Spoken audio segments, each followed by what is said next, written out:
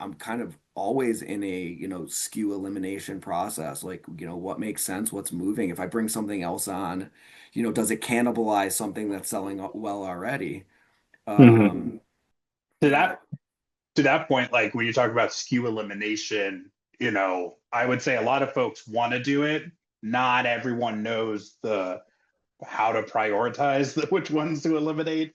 Like, what do you look at when you're thinking of what do you look at when you're thinking of SKU and or brand elimination firmly? Well, I mean, I would say first thing first is expirations. I mean, if I'm expiring something consistently, well, then I probably shouldn't have it on the shelves. I mean, yeah, Mm-hmm. you may have those faithful that come in and buy, but if you're not buying a case a month, then I don't, I, I, I, I can't, continue to carry that. I mean, yeah, most of my vendors are very good and they're glad to, credit me on those things, but at the same time, space is limited.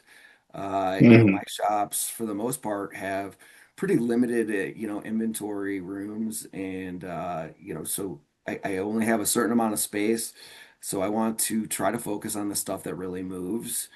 And I don't want to be able to, I mean, if I had a superstore, some of these stores that are giant, they do, eight $8 million, $6 million, right? I don't have any stores that do quite that anymore. Mm-hmm. My previous role, yeah, I had a full purchasing manager who handled kind of all of that stuff, but he could order anything he wanted because it was always going to sell through because we just had that kind of business.